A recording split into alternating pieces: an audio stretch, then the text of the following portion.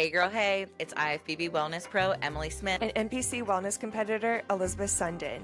Welcome back to the Wellness Girlie Gang podcast. Welcome back. All right, gang. So we got some questions from some of y'all about bodybuilding. We're going to take a deep dive into bodybuilding, why we chose this sport, and how to train for the division that you want to compete in, some tips for beginners, and also how to get more involved in the bodybuilding community. I'm going to hand this off to Elisabeth. Why did you choose this sport?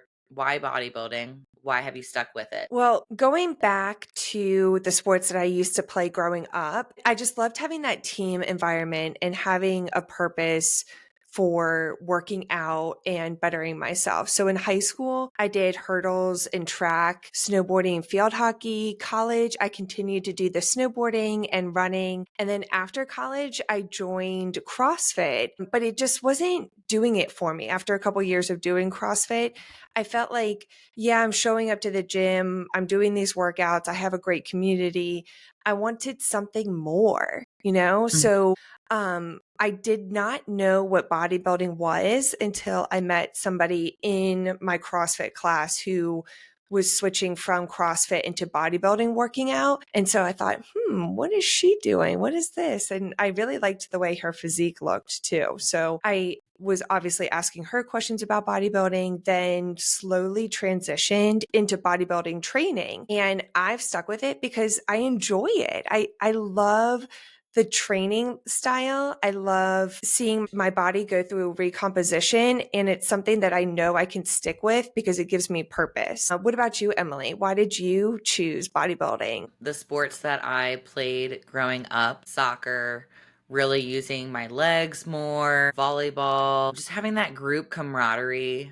That's pretty much why I got into teaching group exercise as well.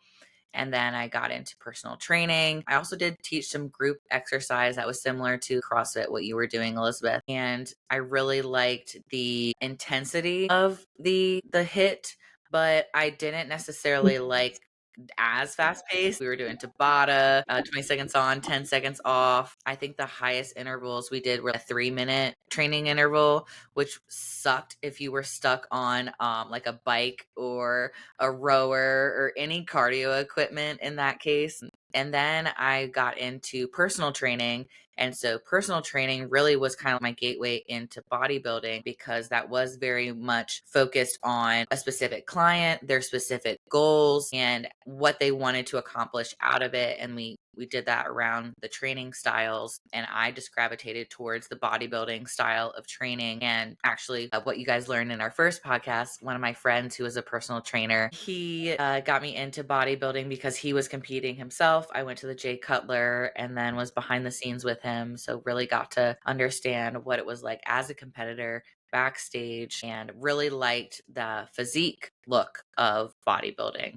I think all the other sports were more for function or for the team, for the sport itself to score a goal or for points, but bodybuilding is the sport that's very individual. So yes, you have a community, but it's very, very individual. It is you versus you. You're doing the work, you're eating the food, you're checking the boxes. That's why I kind of stuck with bodybuilding because it was a personal goal for me. I felt like I was never the best on my teams, but this was something for me to be like the best for myself at what I do. So it was a way for me to be the best. I really like that. Competing too. It's another competitive sport. This is a little bit different. We have less clothes than other sports, even though I will say volleyball, those shorts that we had to wear were short. Yeah. So bodybuilding, we're in a string bikini on stage in a tan, just showing our bodies off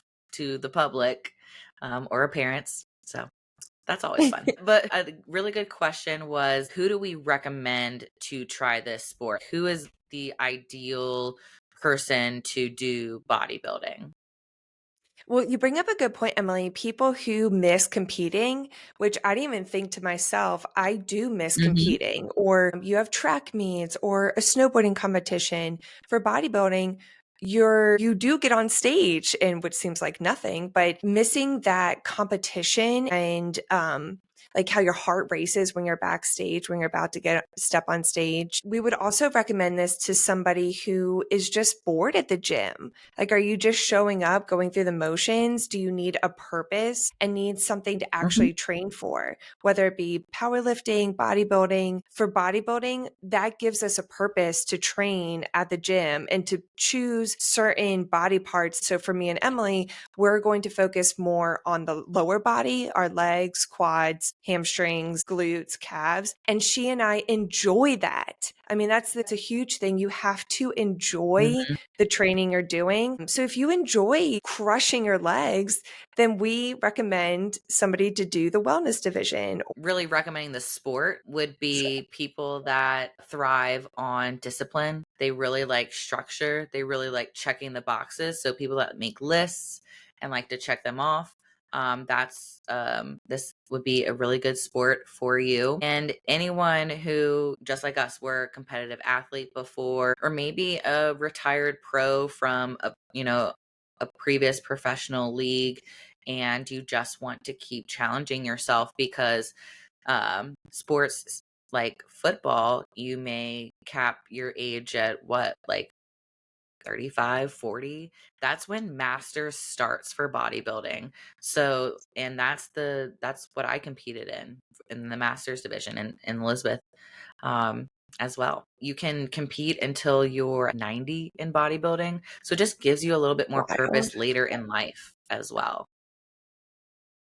Exactly. I mean, even you and I are like this, obviously, because we're bodybuilders, but people who thrive on discipline and thrive on structure. So, like Emily said, checking those boxes, there are so many things in a day that you need to accomplish as a bodybuilder: tracking your food, water, sleep, cardio. Having a list and checking it off it feels good. It feels good to feel accomplished in a daily routine. Mhm. So, Yeah. Emily, how would you suggest to somebody to get started in bodybuilding? To get started in bodybuilding, I would start tracking everything that you do. Essentially, track your food, download MyFitnessPal, track your workouts. You can get a notebook and track it. You can download an app and track it, and track your water intake. That's another big one. Are you getting close to a gallon a day? Because that's pretty much the minimum for most bodybuilders. And then if you get to peak week, you may be drinking up to 2 gallons of water. That's why we say a gallon of water a day, minimum. Hire a coach if you can't afford a coach. There are cheaper options. I know my husband and I before have used apps like RPE Strength, or other apps that have a non-custom workout. So it's like just a workout training split. Maybe it's for power lifters or bodybuilders or power builders, or it's for X amount of days, whatever you plug in, and then it'll create you a workout. But it won't create a workout that is tailored to your stress or your hormones or your mental health or your injuries or previous surgeries. Just know that those options are good options for maybe just starting out. But if you're really trying to be competitive in this sport, become a pro, I would definitely hire a coach. That's And such a also start posing. The thing that I think people think about last is posing, but that's really something you want to think about first is start posing. And how do we figure out what division we want to get in is by figuring out what posing the divisions are as well, and if we like those poses. You're gonna have to get used to the mundane, the consistent, eating the same foods every single day, training the same workouts every single week, month, maybe a year, maybe even more. It depends. Like some people's training programs don't change. If it works, right? girl. You hit the every single point. Do want to reiterate how mundane the lifestyle is because, like Emily said, you're doing so many things throughout 24 hours, but it is the same thing every single day. So it is a mundane lifestyle. But I like that. Routine makes us happy. Another question that one of our listeners asked us is tips for beginners. And it's hard for us to think back, okay, what was it like when we were first starting? What did we wish we knew? So, what would you suggest, Emily, tips for beginners who are just getting into bodybuilding? Biggest thing is do your research, do your research, do your research. The research way back when wasn't much. And now there's tons of it. It's out there, it's everywhere. Really do your research. There's some, top bodybuilders and top coaches that put out some really good content that you can follow and just immerse yourself in and just really get familiar with what is the lifestyle, kind of what we were saying, checking those boxes. Part of your research is researching what division you want to grow your body into and compete in the future in. I know for me, I started living the bodybuilding lifestyle in 2018, but I didn't compete until 2021. I really wanted to go through a few mock preps before I was ready for a prep because I wasn't even ready for my first prep when I did it. And think about the division that you want to be in and just hone in on that division. So if your division is figure, for example, let's start to grow all over. We're growing all over. We're keeping that waist tight. Maybe in time, like what happened to Elisabeth and I, we both switched to wellness. There's a new division that sparks up and we want to try that. Or maybe life happens and we lose muscle and we want to go down a division or something like that. Just know that you can change. But in the beginning, I would really just grasp onto that one division and really focus on it. Exactly. And it takes time. It takes more time than you think to grow the muscle that you need for whichever division you choose. I mean, so often you hear women say, "Oh, I do not want to get bulky." Girl, I wish I would get bulky. I mean, it takes a lot of time to grow the muscle that you need to be competitive. So, a huge tip for Mhm. beginners, it's not going to happen overnight. It may take a year or 2 years to build the muscle that you need for the division you're competing in.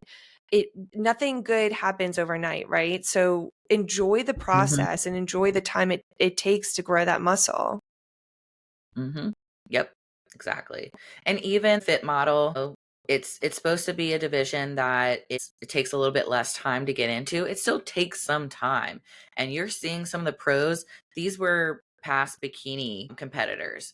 So it really does take some time to get up to that level if that is your goal to get to be a pro. The other thing with beginners in bodybuilding would be training style. It's no longer just sets, reps, just moving the weight. It is time under tension. It's mind muscle connection. It's really thinking about your muscle, like as you're moving it, touching it even, and really focusing on it.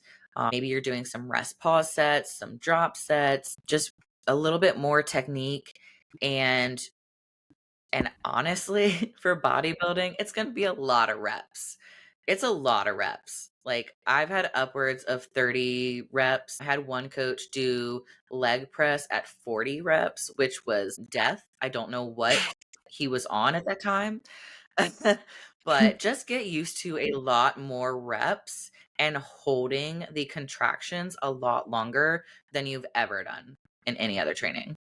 Yeah, that's such a good point, Emily, because for when I was starting out, I did not understand what it was like to fail. I didn't understand what time under tension or the mind muscle contraction. I mean, in CrossFit, I was just doing the motions of what the instructor showed. It took me time to understand, okay, this is what failure's like on leg press, or this is what failure feels like when I'm doing glute thrust. Just understanding what that feels like. And it's invigorating when you finally get there.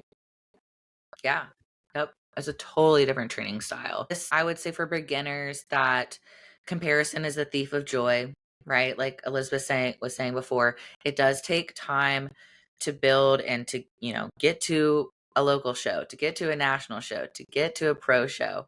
I would really just enjoy the journey because once you get up to the pro level, like you're back to being the small fish in the pond and you're back to working your way up again. It's really easy to compare yourself to others. Like, oh, Emily got her pro card within a year. Like I can get my pro card within a year too. I just have to do the same shows that Emily did.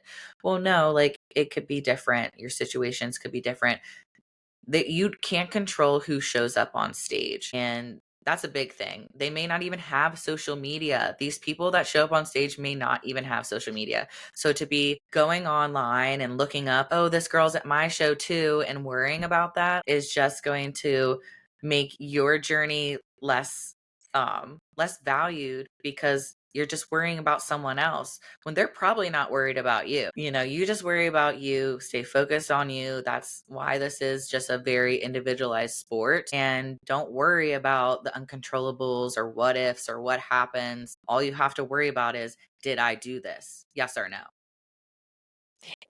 And you don't know how many years somebody you're standing next to on stage has been competing or training. Mhm. You don't know their Mhm. journey. So it's like Emily said, it's very easy to get on social media and compare yourself, but just stay in your lane. This journey is yours. And don't let yourself think that somebody is the exact same as you. Your journey is completely different from somebody else's. I firmly believe it's never too late to start because I did not get into bodybuilding until I was 31. At the posing seminar that Emily had, there was an individual there who was 70 years old, who was a true novice competitor. So it's never too late to start.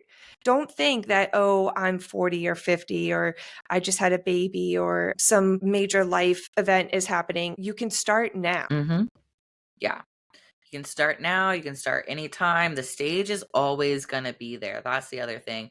Don't feel like you need to rush to get on stage. Don't feel like you need to expedite your prep to get on stage and cost of your health. It's supposed to be fun. It's supposed to be a fun sport. You're getting up on stage, you're glammed up, all the hard work is over. The competing part, the being on stage part, that's the easy part. It's the behind the scenes stuff that you have to get comfortable being uncomfortable doing all of these things. To us, we find joy in the routine and the consistency. And if that's something that you like, let's do it. DM me. Let's do a show. Right, Let's go. right. But you bring up a good point, Emily, that you need to have fun while doing this. Like, this is not a job. You need to enjoy it. So, that is a huge tip for beginners that you find enjoyment in this and it's fun for you. It's a fun hobby for you. Yeah. And again, it's a hobby. We're not getting paid until we're at the pro level. That is one thing that some people think like, oh, you're a bodybuilder, you get paid, right? Like, no.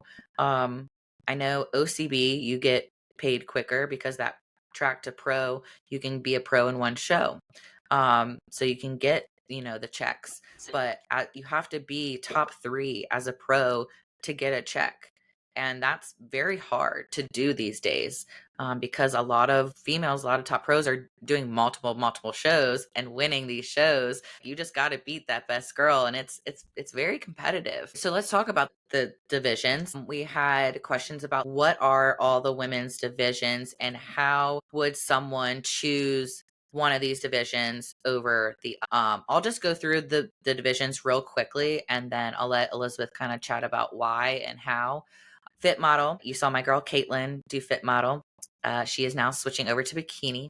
So fit model is petite bikini. It's like smaller, less muscular, less lean. And that is supposed to be like our barrier to entry into competing for the NPC. It should not take you too long to get to the fit model level. Not too much muscle. That's what I'm saying. But there are a lot of bikini pros that maybe not have been successful in bikini as a pro and now have gone down to the fit model division because maybe they have lost muscle, maybe they've had kids, what have you. So that's a really good division to just stay lean and small and petite year round. There's the word model in the name, fit model. It's supposed to be a model type. No cap delts, no striations, no tie-ins.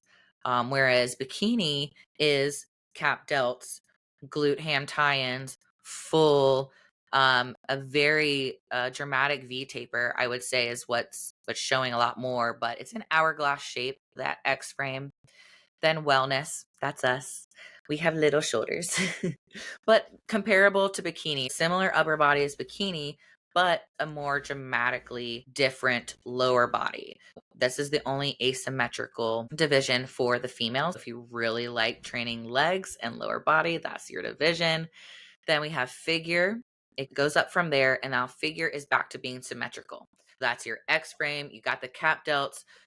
You have more striations in figure, and then we go up to physique and women's bodybuilding that have no heels, and they have a little bit longer time to do routines to music.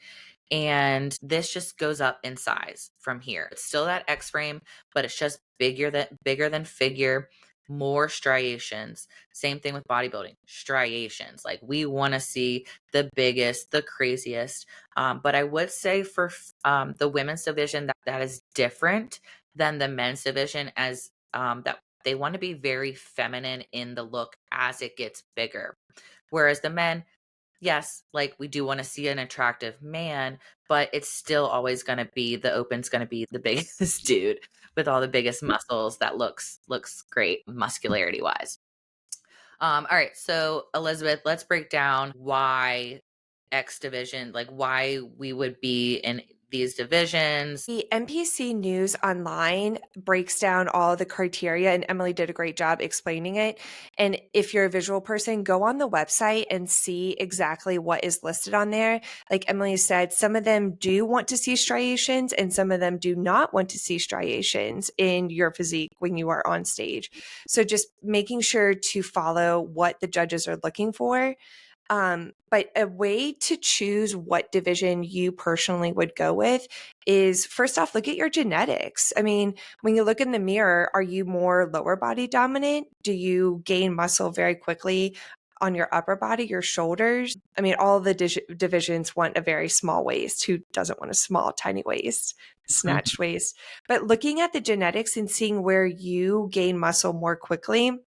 And for Emily and I, that is our lower body. We're able to gain muscle, or from past sports in our childhood, we've been able to build the lower body dominant muscle that we need for wellness. What are other ways, Emily, that you could figure out which division to do? I mean, depending on how you like to train, Good point. training Yeah. is the key thing. I would say don't just look at yourself and you don't work out and be like, oh, my lower body is bigger than my upper body because you carry more fat there. That doesn't mean that you're wellness. That's one thing I do want to touch base on. It's muscle. Where do you have muscle? And training wise, how do you like to train? How hard do you like to train? How much weight can you push?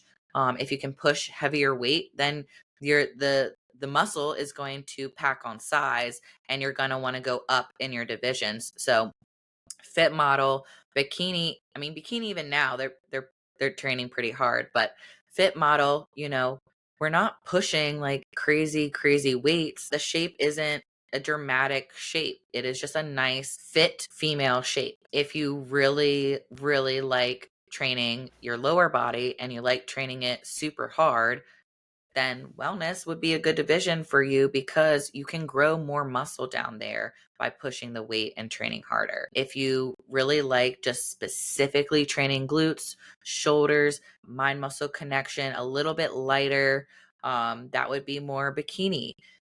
But again, we all start somewhere. So I'm not to say like you have to train that way. If you're X division, maybe you have no muscle, or maybe you have a ton of muscle. We have to train purposely for your division.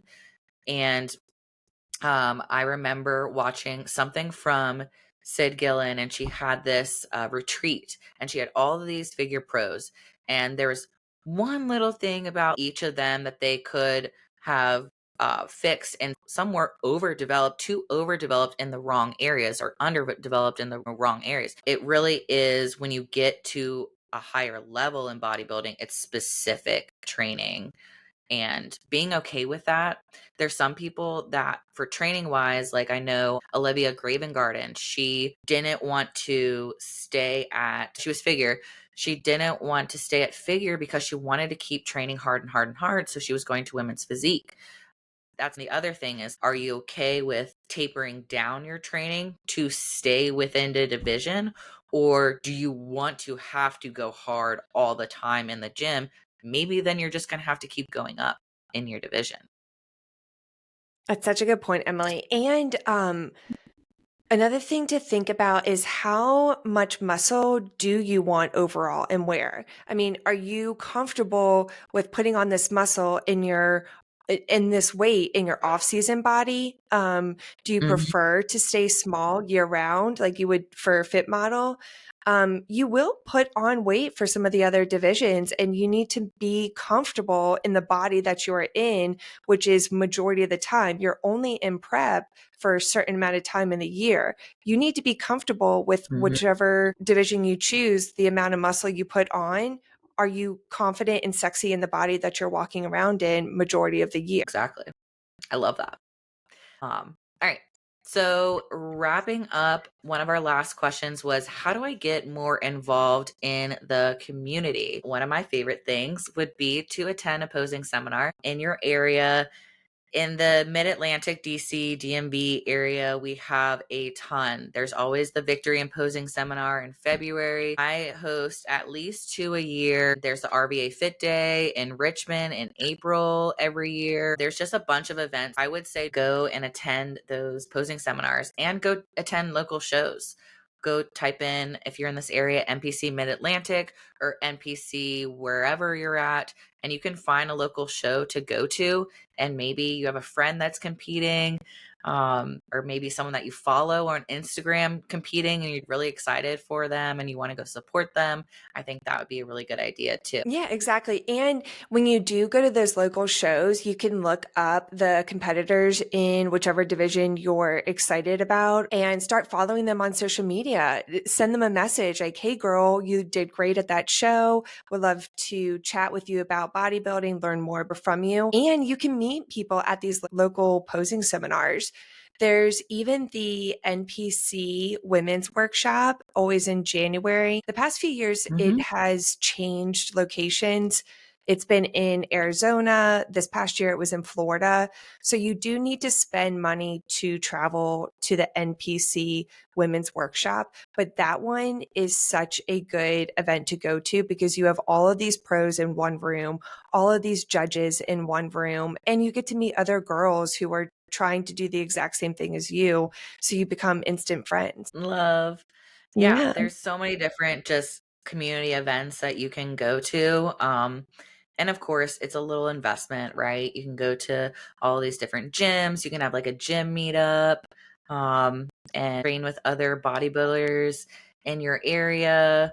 And yeah, even asking someone, hey, girlie, do you want to like catch a workout together? Ask someone that's competed before, train with them, see how they train, and pick their brains. Hmm. All right.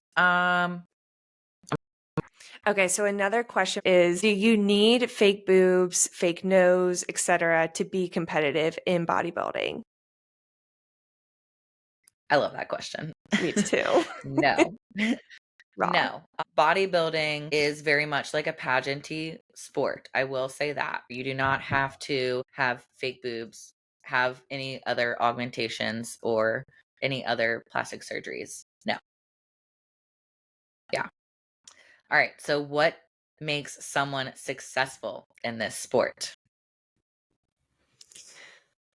What makes someone successful in the sport is consistency and being okay with a mundane lifestyle and just the drive to win. We're all up on stage to get that win. Being Hmm. successful is checking all those boxes, following the protocol that your coach gives you, wanting to win and giving it your all every single day. There's no shortcuts in this sport. There's no easy way there.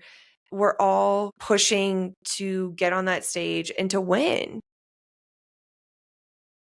Yeah. Yep. I mean, when you go backstage, you see all of these gorgeous, beautiful, lean ladies that are just smiley, happy. Like, well, some may not be happy because they may be Yeah, hungry. girl. Uh, Some of that, yeah. I always find a girly and I'm like, hey, come over. I talk to them because I don't want to feel left out. Like, I would want, to have someone to talk to. And it also helps me, like, just pass the time. Someone that's successful in this sport really kind of has stuff together, I think, too. I think they just like have things together. You know what it takes and you're gonna do everything that it takes. Someone that is coachable, someone that can listen to their coach and turn their brain off and just do, because there's a lot that you can overthink. If your brain even works deep in prep, just try to turn it off and listen to your coach, because your job is to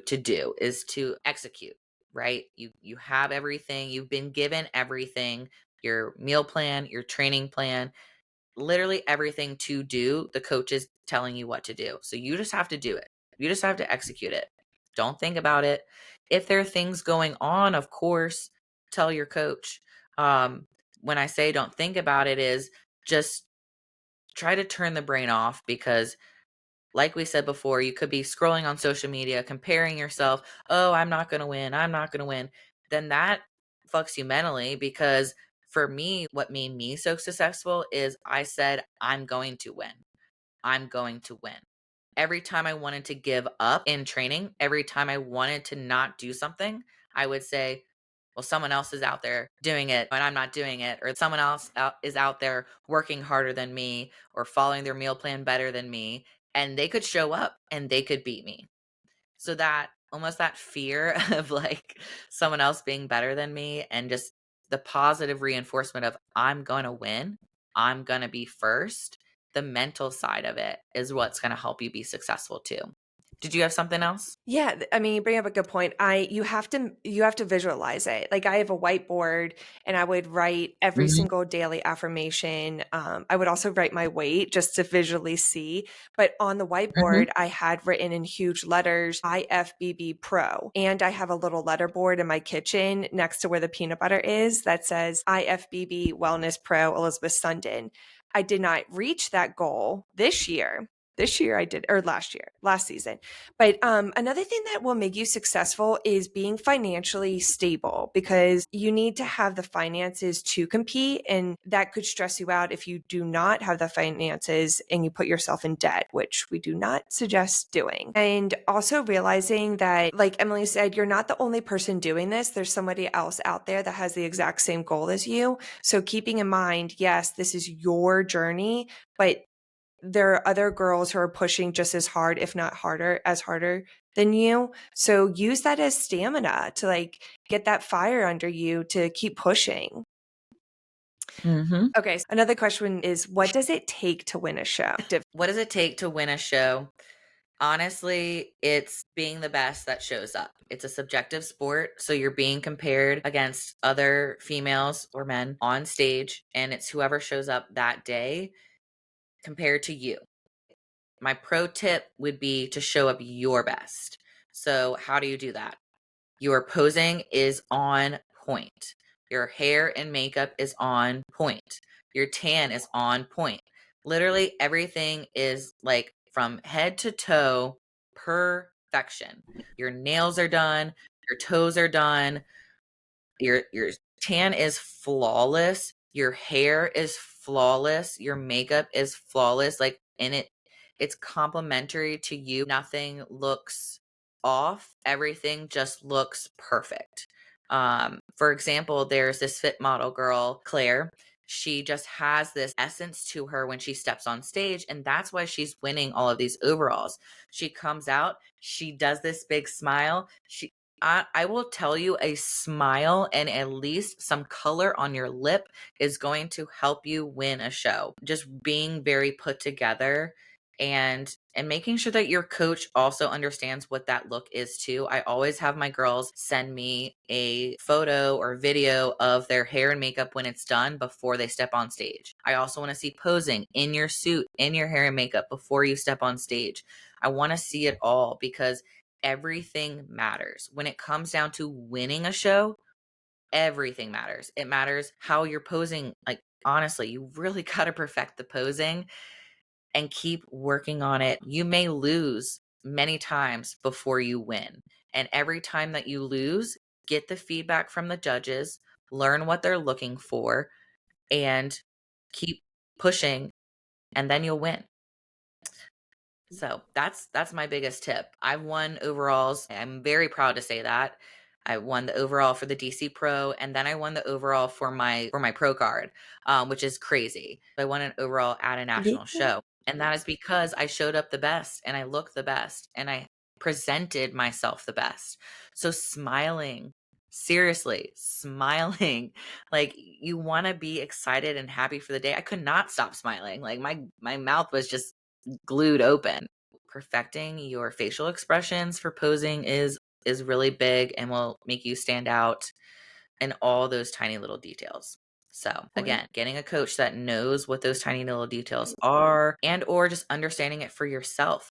Look at those girls that win the shows, win the overalls. What do they have? What is it about them? The person that everyone's like, "Oh man, she's winning." Really look at what her skills and her traits are and try to make that your own, and then you'll win. That's such a good point. I mean, we all gravitate towards people who are likable and opening and welcoming. So you want to bring that aura onto stage too. You want the Mhm. judges to look at you and not take their eyes off of you. So smile, like Emily said, and Yes. show your confidence on stage and have fun. Right? You've worked so hard for Mhm. that show day. So show it off. Yeah, confidence. You touched on that. That's a huge one that even Becky, she's a judge. She I was asking a question about hair, right? Cuz it is all about the look. But this one wellness competitor, Val, her hair, the gradient of the coloring is kind of outdated and was a look that I thought that the NBC didn't like. However, again, she's being compared to everyone out on stage. If her whole body and look is on point, then her hair was styled nicely and she was confident in her look. That's the other thing. If you walk out on stage and you're not confident in your look or in yourself, then the judges are going to see that. So those were all of our questions. We did have a question about like the mental side of bodybuilding, but we want to get into that with our licensed therapist, Theana, which will be on one of our podcasts here soon enough. But that is it for today. Thank you guys so much for tuning in and learning a little bit more about the sport that we both love so much. If you have any questions, just send us a DM on Instagram. You can comment and like on Spotify or YouTube if you really enjoy this episode and share it with your friends. Sharing is Yes. caring. Talk with y'all later. All right. Bye.